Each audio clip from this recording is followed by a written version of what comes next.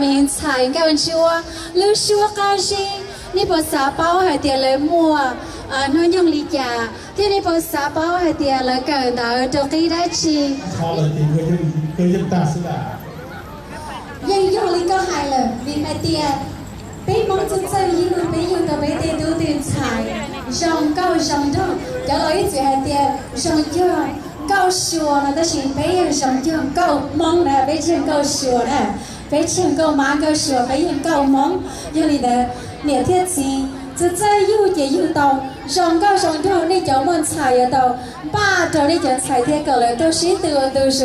被鲁巴吃被酒天里莫给老谁，就从那次读天，古也好给搞，这边得读点菜天了。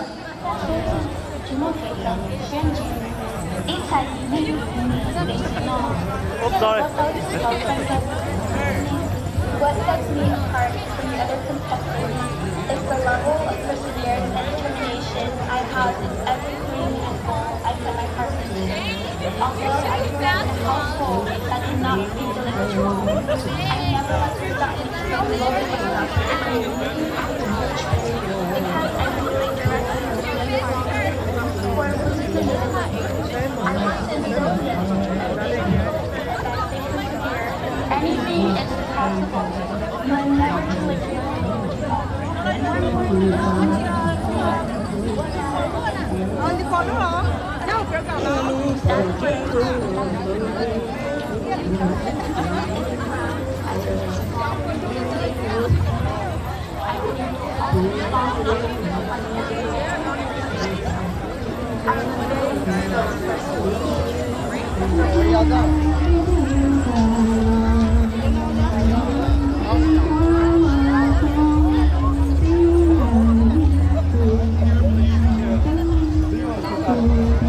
We gotta go for the wild boys.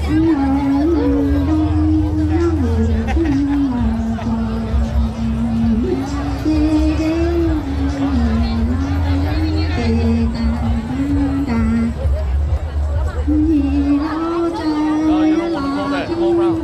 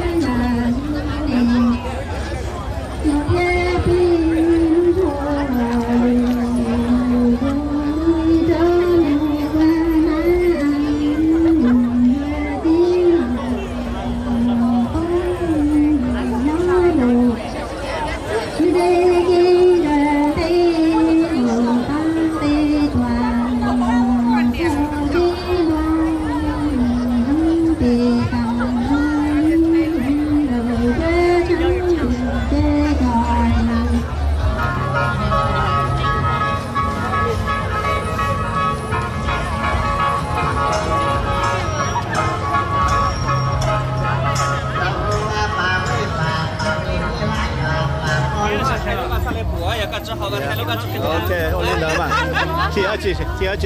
你係貼過接過梳，好啦，貼過接過梳，這個是最多先，最多。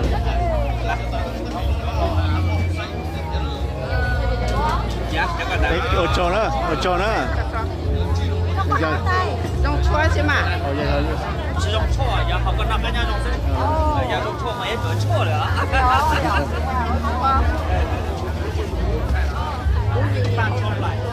Yasmin. Let's get a picture with Yasmin. We got Yasmin playing cards over here.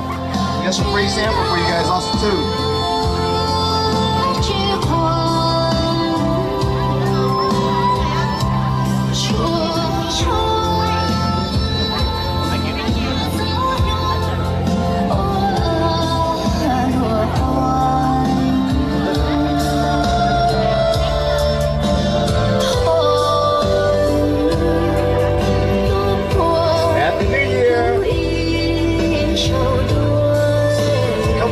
Come look at some of these Yasmin playing cards. They're 100% plastic, 100% proof, waterproof, beer proof, liquor proof.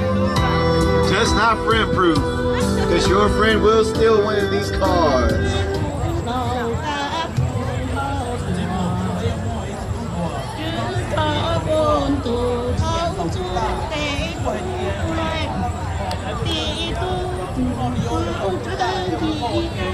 có nên số lịch sử còn chờ tu cha phà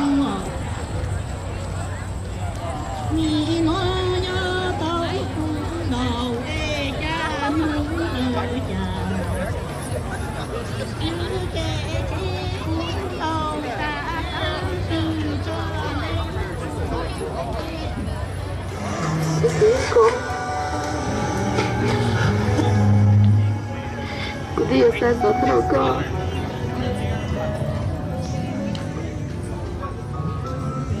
Hãy